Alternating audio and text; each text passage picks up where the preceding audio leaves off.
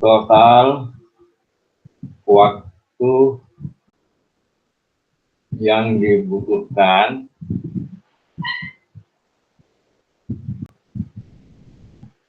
untuk terjadinya event ke-1. Ya, jadi dengan demikian XI itu menyatakan apa tadi? Itu waktu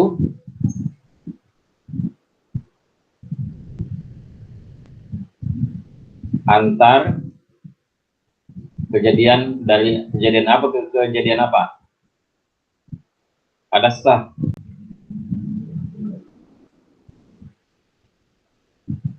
Ke mana ada sah nih? Ke I. I-1. Ya. Sampai I. Dan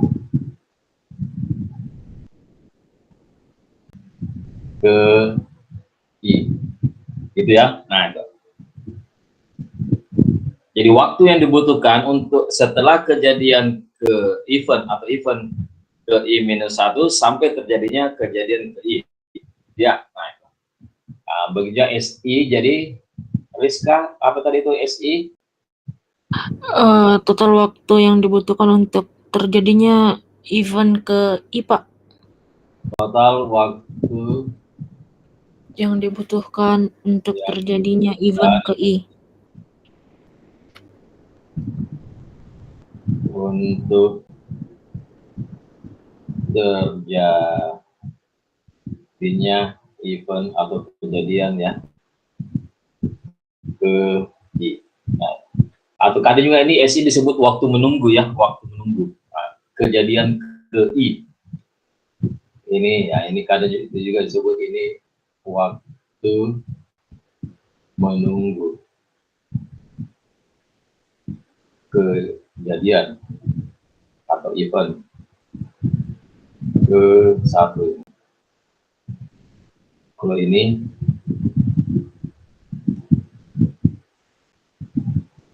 waiting time ya, kalau waktu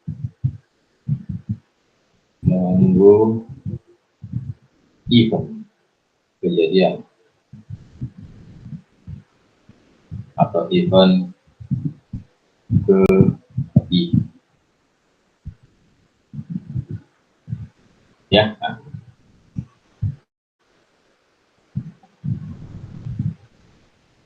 Oke. Jadi di sini ada juga N dulu, N. Nah, kalau NT itu menyatakan apa?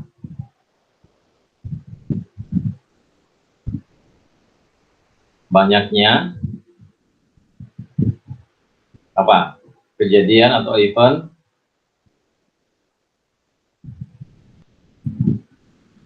gimana?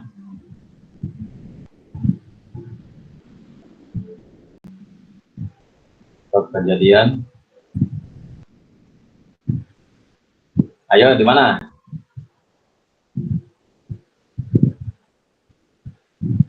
Apakah di jalan raya atau di mall atau di mana? Ayo.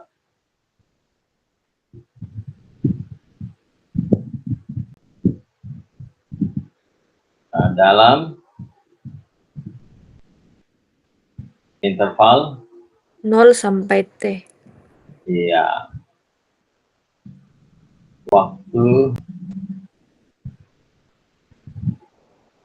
0 sampai tepat sama dengan T ya, tepat sama dengan T. Nah, ya, karena NT berarti 0 sampai T ya. Jadi N ini diukur dari 0, S-nya juga diukur dari 0. Kalau X itu tidak harus dari 0 ya.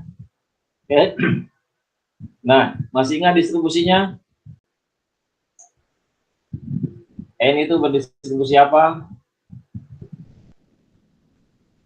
berdistribusi Poisson.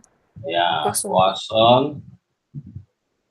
dengan laju katakanlah lambda ya. Oke. X-nya gimana? Eksponensial.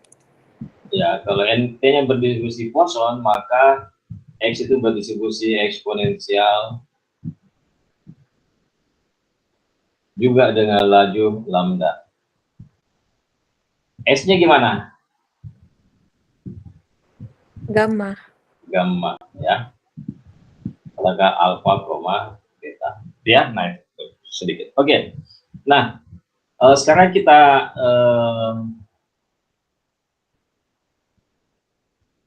fokus ke ini dulu ya. Poissonnya dulu, N dulu. Nah, N ini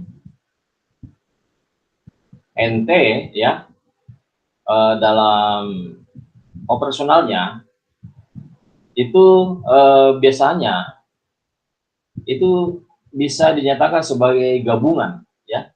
Jadi NT itu adalah NT1 ditambah NT2.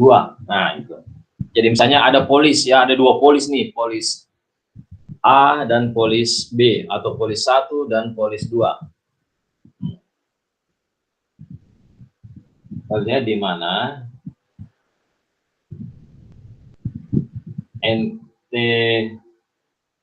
NT itu menyatakan NT1 dulu deh. Nah, banyaknya apa?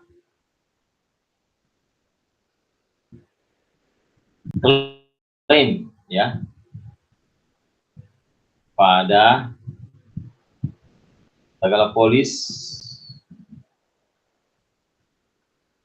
ke 1 ya, atau di cabang 1 boleh. Misalnya di provinsi 1, cabang provinsi Sulawesi Selatan dan Sulawesi Barat misalnya ya. NT2 itu menyatakan banyaknya klaim pada polis ke 2 misal ya. Nah, kalau NT apa? Ayo, banyaknya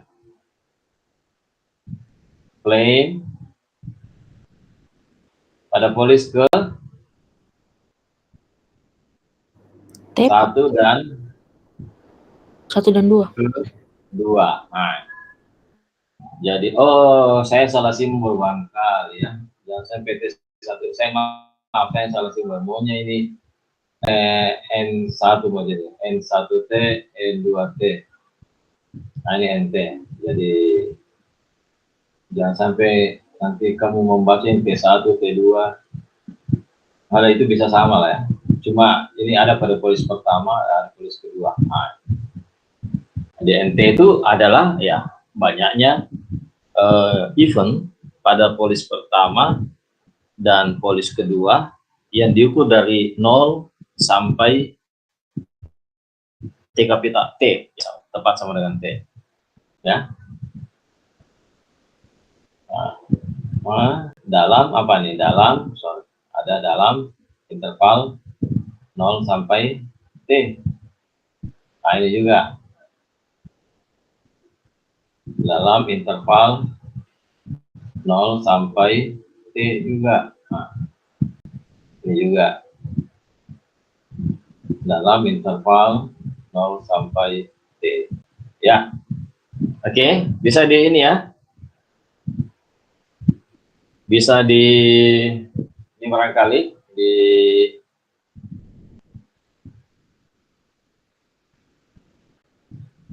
pahami maksudnya. Jadi contoh misalnya ya, kita memiliki waktu pengamatan dari 0. Nah, ini waktunya. Kemudian kejadian pertama untuk ini polis 1 misalnya di sini ya. Kejadian pertama untuk polis pertama, polis kedua itu katakanlah di sini misalnya. Nah, kejadian kedua untuk polis pertama itu katakanlah di sini. Kejadian kedua untuk polis kedua, katakanlah di sini, ya. Polis kejadian ketiga untuk polis pertama itu katakanlah di sini. Polis ketiga di sini misalnya untuk kejadian polis, kejadian ketiga untuk polis kedua, seterusnya ya. Nah, di sini ada lagi ini yang keempat di sini nih, polis kedua, polis pertama belum ada kejadian. Nah, ini coba lihat. Nah, ini contoh ya. Jadi X itu menyatakan event polis 1 kota itu event polis 2. Oh, jangan X ya, karena kalau nanti anggap sebagai variabel ini mau segitiga mau tak?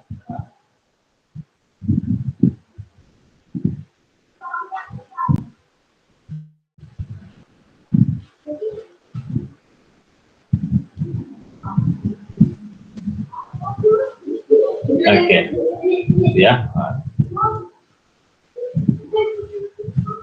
Nah, itu. Gitu ya. Nah, ini contoh. Jadi ada dua polis nih yang sama-sama diukur dari 0 sampai T. T-nya ini bisa saja di sini T-nya, ya. Atau bisa saja T-nya di sini, ya. Dia terserah T-nya ini kapan kita mau amati sampai kapan, ya. Nah, jadi terserah sampai kapan. Jadi ya kita sebutkan sini sebagai T, ya. Nah, ini contohnya. Jadi tentu misalnya kalau saya mengambil katakanlah T di sini, T di sini lah T.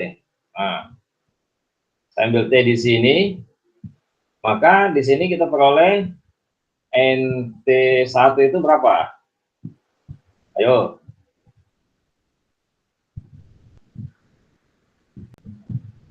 Siapa yang bisa? Berapa NT1?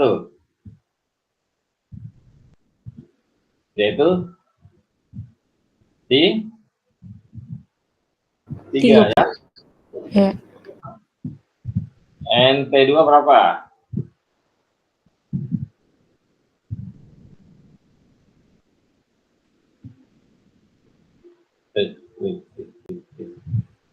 Ya. NT2 berapa?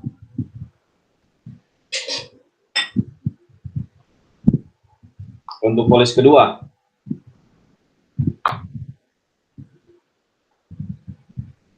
Berapa? Ada berapa?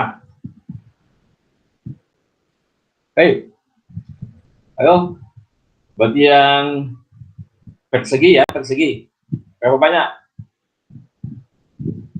2, Pak. 2. Siapa namanya? Sohesni, Pak. Oh iya. Ini mana yang lain ini? Kok pada diam-diam? Sohesni.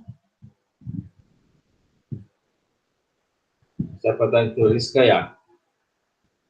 Rizka. Siapa lagi tadi yang menjawab itu tadi? Sohesni, Rizka. Ada saya. Kalau sudah ada sudah tadi. Ada lagi yang menjawab ya? Dari Bidi? Oke. Kita kembali. Jadi ini ya. Kalau kita ukur di sini, berarti banyaknya event pada polis pertama atau klaim, katakanlah klaim ya. Pada polis pertama itu sebanyak 3 ya. Ini 1, 2, 3. banyaknya event pada polis kedua yaitu 2, 1, 2 ya, sampai dengan T ya, sampai dengan T. Nah, oke. Nah, sehingga kalau kita hitung banyaknya event dari 0 sampai T,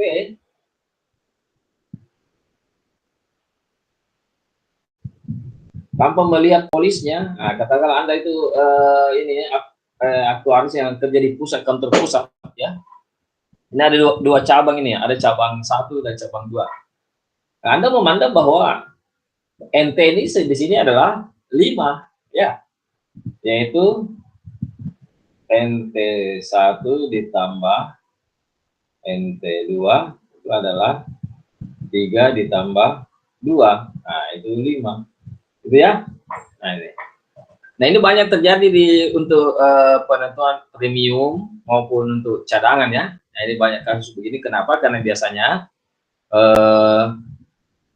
informasi atau data klaim itu berasal dari beberapa lokasi yang berbeda ya. Jadi beberapa lokasi yang berbeda, tentu dinamika kehidupan nasabah atau klien itu berbeda-beda, sehingga apa? Ya, banyaknya klaim, seperti klaim juga akan berbeda-beda dari satu lokasi dengan lokasi lainnya.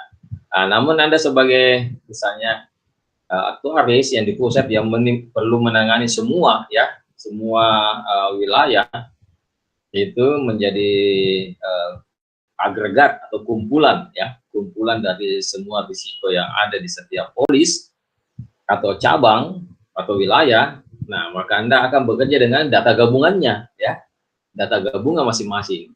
Nah, jadi tentu di sini Anda harus bisa mengelola risiko, bukan risiko per wilayah, tapi risiko agregatnya ya, risiko agregat dari setiap wilayah atau setiap polis atau setiap kota misalnya, atau setiap kantor cabang ya. Nah, Anda menangani hal-hal yang seperti itu ya. Jadi makanya perlu diketahui bagaimanakah bentuk proses stokastik yang merupakan proses stokastik gabungan ya, gabungan dari beberapa wilayah atau dari beberapa polis atau dari beberapa kota ya, kecamatan dan seterusnya ya. Nah, itu.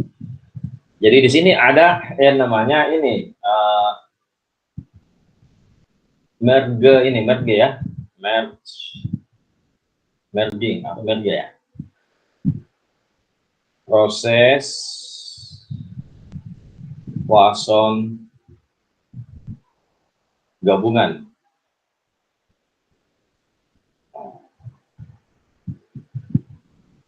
Ya, nah ya, jadi N1 katakanlah N1 proses Poisson dengan laju lambda 1, N2 mengikuti juga proses Poisson dengan laju lambda 2. Nah, dari masing-masing proses Poisson ini kalau digabung, nah, itu membentuk N, itu berarti N1 ditambah N2 ya. Jadi kalau N1 Poisson, N2 Poisson, maka gabungannya N1 sampai 2 itu berdistribusi apa? Siapa yang tahu? Ini teori probabilitas nih. Poisson, Pak. Ya, Poisson. Good. Itu membentuk distribusi Poisson juga. Lajunya berapa? Bagaimana lajunya? Lajunya lambda ya. Yaitu lambda 1 ditambah Lambda 2. Nah, sudah ya di kelas ini, sudah ditunjukkan ya, pernah dibuktikan di kelas ini mengapa tetap Poisson. Sudah dibahas atau belum? Jadi kalau N1 Poisson dengan laju lambda 1 N2 Poisson dengan laju lambda 2, maka N itu N1 ditambah N2 itu tetap berdistribusi Poisson dengan laju adalah jumlah dari laju masing-masing polis atau masing-masing lokasi. Belum pernah ya? Oke, jadi itu ya. Jadi apa? Kita akhirnya mendefinisikan suatu variabel baru, katakanlah N, ya. N, di mana N itu adalah jumlahan dari banyaknya kejadian di lokasi satu atau polis satu ditambah dengan jumlah banyaknya klaim di polis satu atau di lokasi di polis kedua atau di lokasi kedua, ya. Jadi ada polis gabungan istilahnya, ya. Banyaknya kejadian di polis gabungan, polis 1 dan polis 2. Nah, itu membentuk distribusi Poisson. Jadi mungkin Anda sudah ini ya, mempelajari tentang ini bagaimana menentukan distribusi menggunakan fungsi pembangkit momen. Pernah belajar tuh fungsi pembangkit momen atau moment generating function? Pernah dengar ya? Belum pernah? Iya, pernah dengar, Pak. Oke. Jadi apa hubungannya MGF itu atau moment generating function itu MGF itu dengan fungsi distribusi? Atau sifatnya hubungannya itu bagaimana? Baik-baik saja kah? Atau lagi tidak baik-baik saja? Atau tidak ada hubungannya?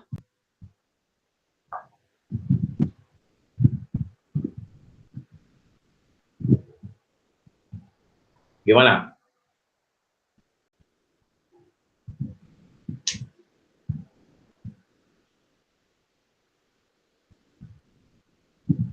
Jadi MGF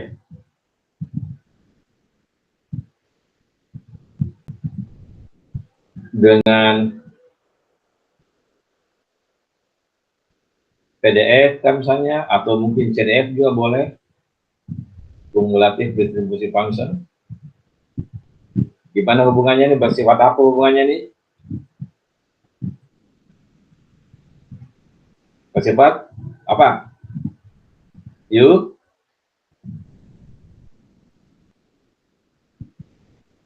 Unik. Ya. MGF itu momen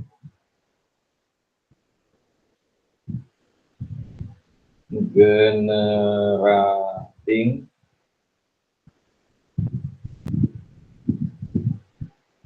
function.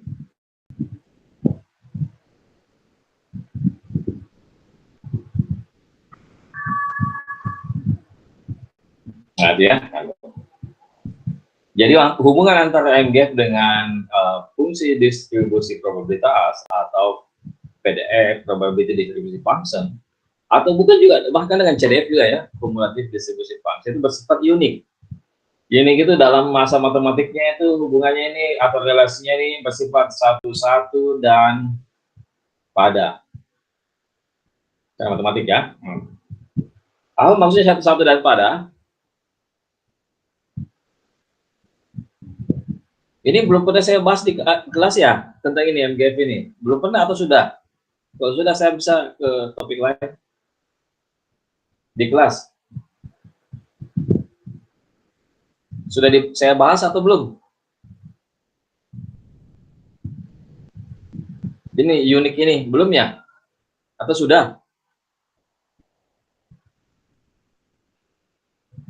Untuk di kelas ini kayaknya belum, Pak. Belum pernah? Oke, Iya. unik itu ini. Unik itu atau satu-satu dan pada itu artinya apa seperti ini? Saya ilustrasikan sederhana supaya kau bisa langsung tangkap ya. Misalnya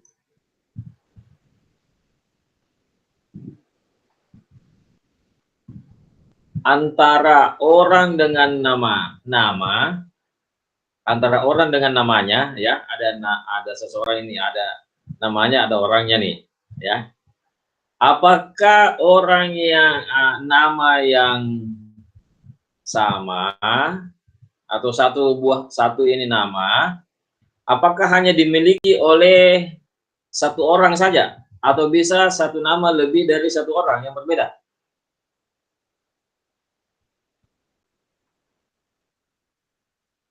Bisa lebih dari satu orang untuk nama yang sama, ya. Nah, itu berarti tidak unik, itu tidak unik. Itu berarti tidak satu-satu dan pada tuh. Karena kenapa? Ada satu nama bisa dimiliki oleh lebih dari satu orang yang berbeda. Nah, kalau unik itu satu-satu pada, ya satu objek, ya orangnya ya satu. Kira-kira perbedaan satu orang dengan orang lain itu apanya yang berbeda? Walaupun itu kembar identik, tetap dia akan berbeda. Sidik jari. Ya, sidik jarinya. Hah? Jadi sidik jari dengan orangnya itu sifatnya unik. Tidak ada sidik jari yang sama dimiliki oleh lebih dari satu orang yang berbeda. Jadi kalau saya sudah tahu sidik jarinya, maka orangnya saya sudah bisa tahu enggak? Sudah. Sudah. Jadi misalnya anggaplah di seluruh dunia ini saya mau mencari orang yang bernama Budi. Maka apakah itu saya langsung mengerucut ke satu orang atau tidak? Tidak. Tidak, kan? Karena banyak orang yang bernama Budi. Sehingga saya tidak bisa menentukan yang mana orangnya nih. Kalau namanya Budi, yang mana orangnya. Tapi kalau saya mempunyai sidik jarinya, maka apakah saya bisa menemukan orangnya? Misalnya asumsinya saya itu bisa mencari saja itu orang itu, ya. Orang yang tepat. Bisa nggak? Kalau saya sudah punya sidik jarinya, maka pasti saya bisa dapat orangnya itu, ya. Atau saya harus bingung, waduh yang mana orangnya nih? Bisa, Pak, bisa. Bisa, kan? Bisa dapat. Ya. Iya. Jadi kalau kita sudah tahu sidik jarinya, maka kita sudah tahu orangnya tuh. Karena itu tadi, antara sidik jari dengan orang itu bersifat unik. Jadi tidak ada sidik jari yang dimiliki oleh lebih dari satu orang yang berbeda. Pasti satu gitu yang punya itu.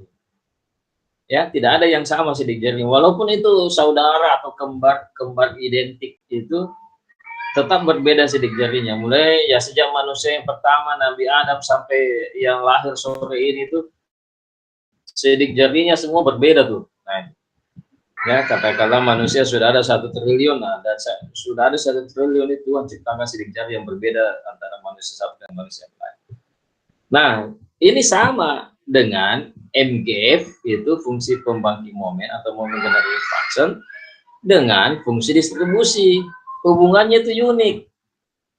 Jadi kalau kita sudah tahu MGF-nya, maka kita sudah bisa tahu apa fungsi distribusinya. Nah,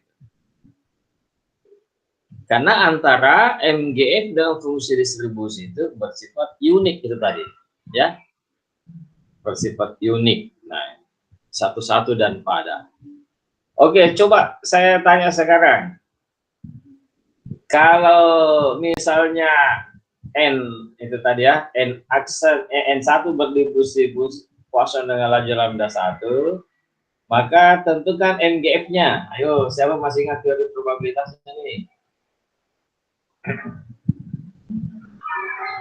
MGF-nya apa? Ayo.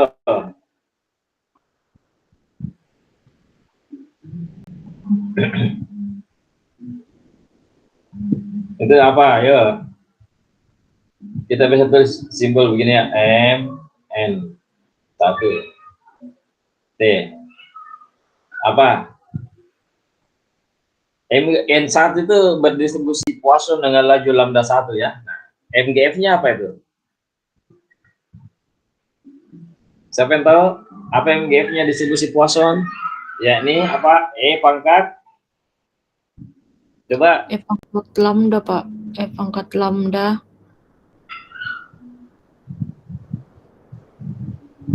Kemudian Dikali E pangkat T kurang 1. Berarti T-nya 1, Pak. E pangkat 1 kurang 1. gitu ya. Iya. Nah, ini yang dimaksud dengan MGF Poisson.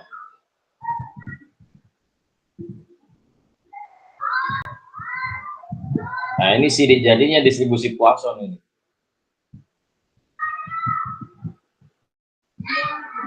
Ini sorry, ini lambda 1 ini ya. Nah, oke. Kalau gitu MGF-nya yang 2 apa? Ayo.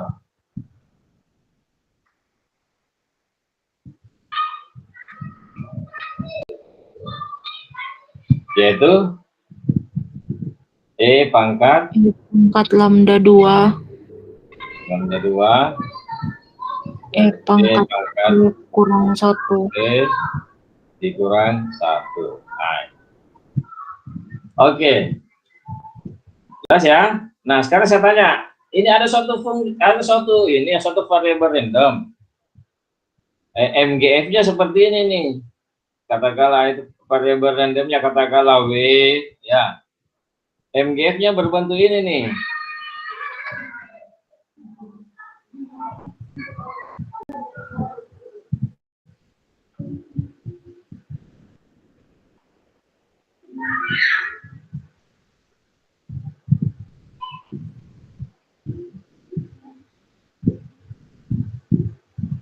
Oke, menurut kamu distribusi W-nya itu apa ini?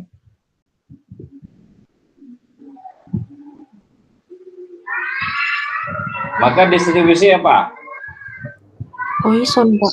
Ya. W itu diketahui memiliki MGF E pangkat lambda W, E pangkat T min 1. Jadi dari bentuk MGF-nya ini, itu kita bisa simpulkan W itu berdistribusi Poisson dengan laju lambda W. Nah, ini lambda ya. Nah, jadi kalau kita sudah tahu MGF-nya, maka simpulkan dia distribusi apa gitu ya, karena itu unik. Jadi MGF dengan distribusi itu sifatnya unik. Oke. Nah, sekarang kan tadi diketahui bahwa kita kembali ke masalah tadi ya. Kalau N1 berdistribusi Poisson lambda 1, N2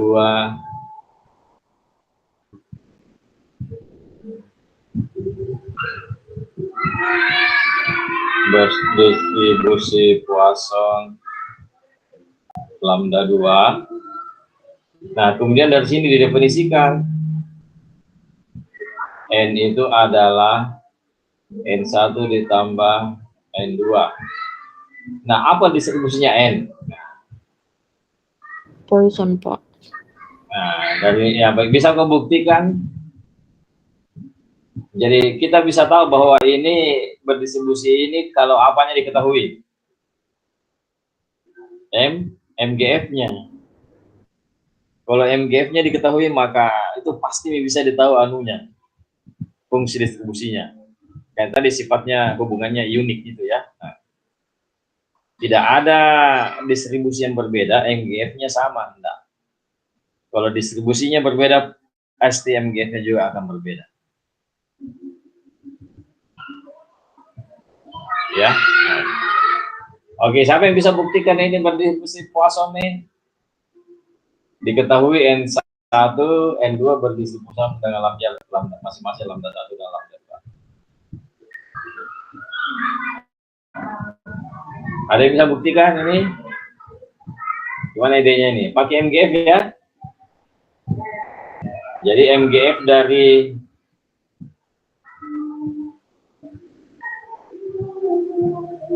dari N ini variabel rendah N itu bisa kita tulis ini ya. N T. Apa rumusnya MGF? Yaitu ekspektasi apa? Pangkat T,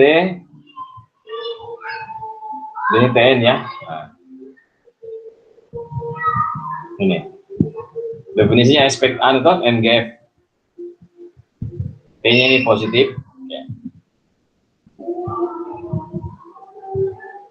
Untuk suatu T positif ya. Nah,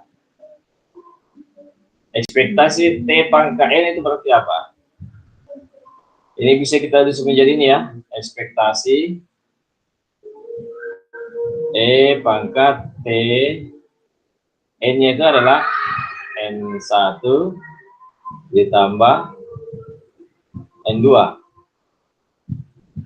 Bisa paham sampai sini? Ya, karena tadi kita definisikan di atas ya, N itu adalah N1 ditambah N2. Oke? Nah, selanjutnya ini bisa kita uraikan ya menjadi ekspektasi pangkat T N1 ditambah TN2. Ya, bisa ya? Selanjutnya ini menjadi apa nih? Di ekspektasi pangkat T N1 dikali pangkat T N2. Bisa ya? Karena ini tambah hasil kali ya. Nah, bilang pokoknya sama-sama ya. Nah, ingat N1 dengan N2 itu saling bebas. Berarti ini bisa menjadi ekspektasi T N1 dikali ekspektasi T N2. Nah, ini bisa itu sebab N1 dan N2 saling bebas. Nah, ya. Nah, pangkat ETN ini itu kan berarti menyatakan apa? MGF, fungsi MGF dari N1. Ya. Dikali pangkat ETN2 itu berarti MGF ya. MGF apa? MGF dari N2. Nah, MGF dari ini N1 berarti pangkat lambda 1 dikali pangkat T dikurang 1. Benar ya? Nah, MGF dari ini pangkat N2 itu sama dengan MGF dari N2.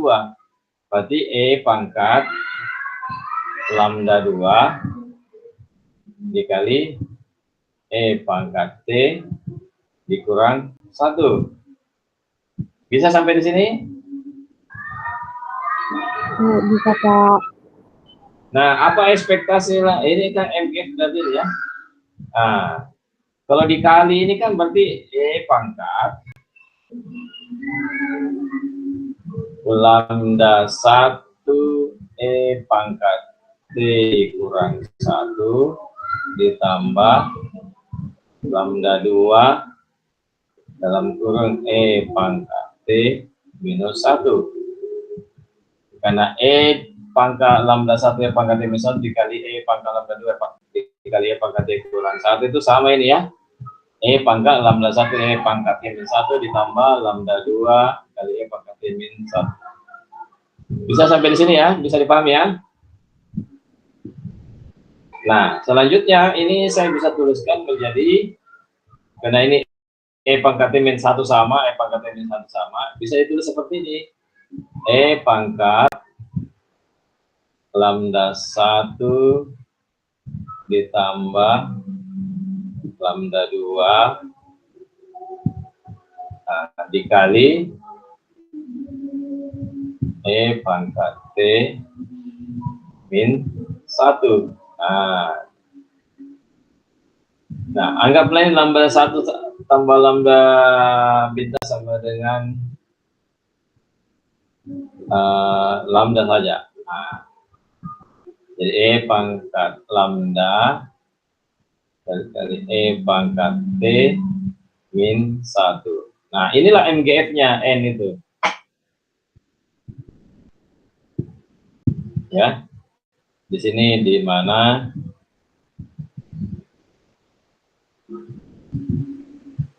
lambda sama dengan lambda 1 ditambah lambda 2. Ya. Oke, nah sekarang ada variabel random N. Itu MGF-nya seperti ini nih, E pangkat lambda dikali E pangkat T min 1. Kalau gitu N-nya itu berdistribusi apa kalau begitu MGF-nya? Ini kan MGF-nya sudah ketemu ini, ya ini E pangkat lambda dikali E pangkat T min 1 kan? Nah, distribusi apa ya MGF-nya seperti ini? Poisson, Pak. Poisson. Dengan laju apa? Lambda. Lambda. Jadi, ini tadi MNT bentuknya adalah E pangkat lambda E pangkat T min 1, maka bisa disimpulkan bahwa N itu berdistribusi Poisson dengan laju lambda, atau N itu sama dengan N berdistribusi dengan laju lambda itu lambda 1 ditambah lambda 2. Nah itu. Jadi MGF-nya itu kita tahu distribusi Poisson ini karena MGF-nya seperti itu. Kan seandainya MGF-nya berbeda, lain ya bisa kita simpulkan distribusi yang lain, ya. Nah, itu yang menyebabkan mengapa jumlahan dari proses Poisson 1 ditambah proses Poisson 2 itu tetap berdistribusi Poisson, tapi lajunya yang berubah menjadi lambda 1 ditambah lambda 2. Kalau ada 3 variabel yang digunakan, ya 3 juga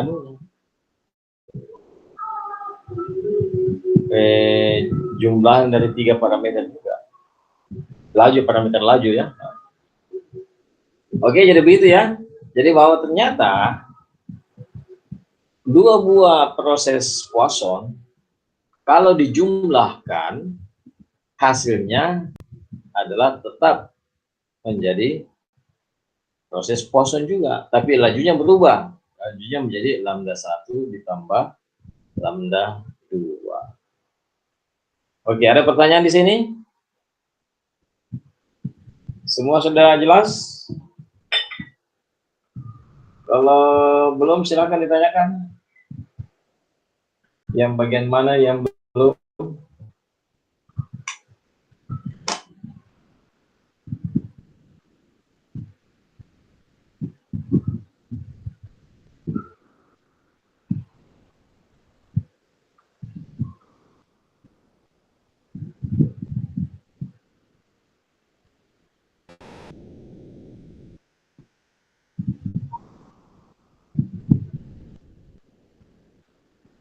Tidak ada pertanyaan? Sudah jelas semua?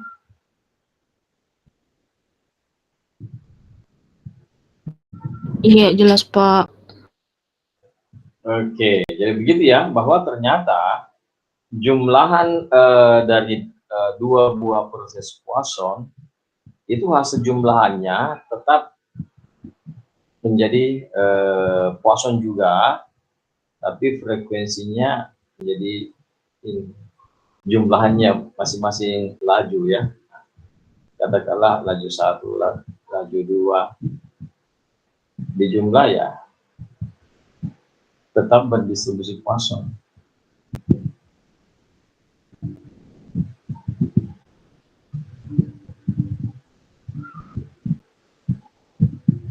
Nah, dalam kaitannya dengan bidang aktuaria, nah kasus-kasus ini banyak ditemui dalam kehidupan sehari-hari, ya. Jadi banyak ditemui dalam kehidupan sehari-hari, bagaimana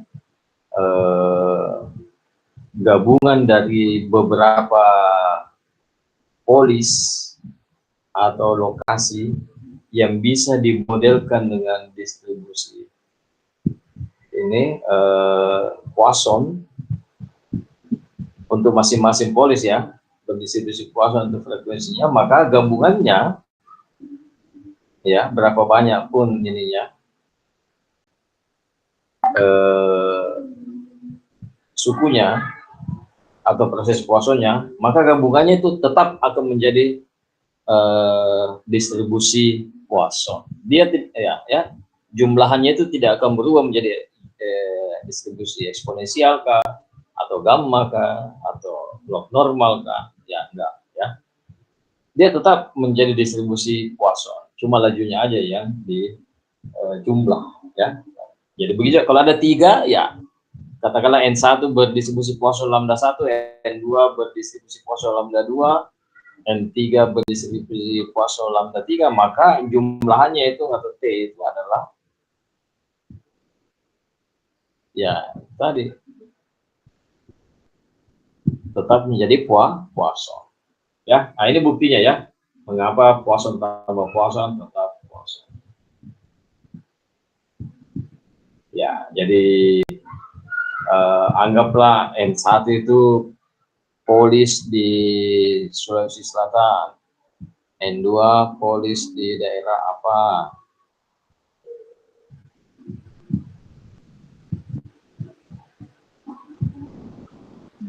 Ada pertanyaan sampai di sini? Tidak ada? Nah, ini nanti kita kaitkan ke ini, ya, pada pricing, perhitungan premium untuk suatu produk keuangan yang dikatakanlah dipasarkan kepada beberapa pemegang polis atau di beberapa lokasi, misalnya, ya. Ya tentu setiap lokasi punya dinamika yang berbeda dengan lokasi lain, sehingga lajunya, laju 1 dan laju 2, laju 3, laju 4 seterusnya itu akan berbeda-beda lajunya. Nah, namun sebagai kepala cabang yang baik atau ya di pusat, Anda bisa ditempatkan di kantor pusat, maka Anda harus mengcover semua yang ada di cabang, gitu, ya. Nah, untuk bisa ke sana, maka kita akan menggunakan pendekatan distribusi gabungan, ya, atau ini misalnya Poisson dan Poisson. Jadi Poisson ditambah Poisson, jadi tetap Poisson. Nah,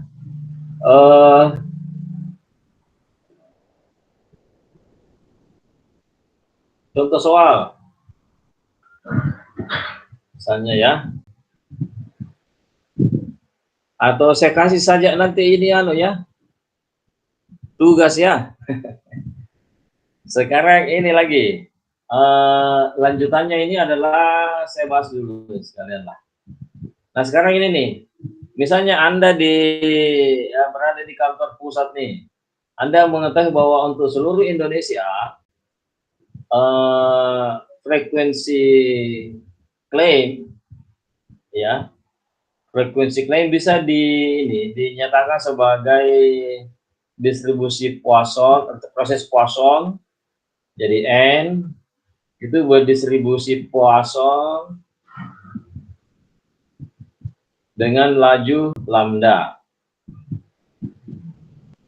ya. Nah, sekarang ditanya, kalau misalnya lambda ini adalah gabungan dari N1, N itu adalah N1 ditambah N2. Oh, jangan di bawah indeksnya ya, nanti tabrak dengan NT. N1, N2, sampai NK. Maka pertanyaannya dari dua ini, apakah distribusinya N1? Ya, apakah distribusinya N2? Satunya di atas satu. Saya tidak mau tuh ini karena kita tulis NT ya. Nah, kalau saya tulis N1, N2 itu NT nanti tabrakan simbolnya. Jadi ya saya pakai di atas saja angka. Apakah distribusi N1? Apakah distribusi N2-nya? Sampai ini, apakah distribusi NK-nya? Nah, itu. Ya. Nah, itu yang ditanyakan ya. Jadi kita memiliki N berdistribusi Poisson lambda. Nah, diketahui juga bahwa N itu adalah jumlahan atau gabungan dari N1, N2 sampai NK. Nah, pertanyaannya sekarang, apa distribusi N1? Apa distribusi N2? Apa distribusi NK? Ya, lengkap dengan parameternya. Kalau misalnya distribusi F, apa parameternya? Berapa nilainya? Ya, nah seperti itu. Ini namanya splitting ya, split. Jadi proses Poisson itu di split, dipartisi ya, dibagi-bagi atau diurai menjadi beberapa komponen. Kalau di sini ada K komponen ya. Jadi N-nya itu diurai menjadi N1, N2 sampai NK. Nah, yang diketahui distribusinya ini hanya yang di N saja. Ya. N1 diketahui jumlahnya, N2 diketahui jumlahnya, NK diketahui jumlahnya. Nah, pertanyaannya sekarang berasal dari N dan distribusi Poissonnya. Maka yang ditanyakan, apakah distribusi Poissonnya itu masing-masing komponen? N1 itu distribusi apa? N2 distribusinya apa? NK distribusinya apa? Ya. Maksudnya apa nama distribusinya dan parameternya. Nilai parameternya itu berapa dari berapa dari lambda ya. Misalnya sepertiga lambda kah? 1/5 lambda atau 1/10 lambda. Nah, ya. Jadi mengacu ke nilai lambda sebagai induknya, pusatnya. Ya, begitu ya. Nah, jadi dari dua kasus ini yang paling banyak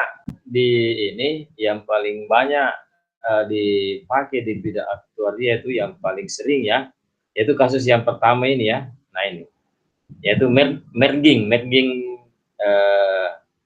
distribution ya. Ini proses merging namanya nih.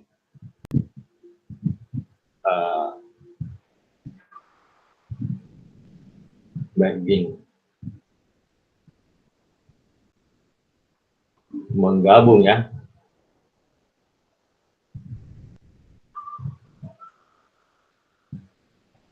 Menggabung distribusi N1 dan N2. Nah, bisa ini sampai NK juga bisa. Nah, kalau yang dibawa berangkat dari N, lantas diurai menjadi N1, N2 sampai NK, itu namanya split distribution. Splitting ya.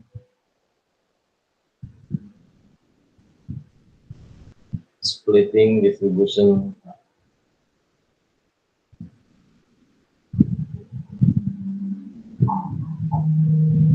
Nah, itu ya. Jadi ada distribusi Poisson di split menjadi N1, N2 sampai NK. Nah, itu. Jadi yang paling banyak ini merging biasanya dalam kehidupan sehari-hari. Oke, jadi waktunya ini sudah mau ini saya jadikan tugas saja lagi nih ya. Jadi silakan ini Ini apa distribusinya, parameternya apa? Ini mudah kok, nggak sulit. Ya, jadi diketahui N berisi kuasa lambda, N sampai N1, N2 sampai Nk. Maka tentukanlah distribusi N1, N2 sampai Nk. Oke? Gitu ya. Jadi ini untuk menambah wawasan saja ini pada kalian.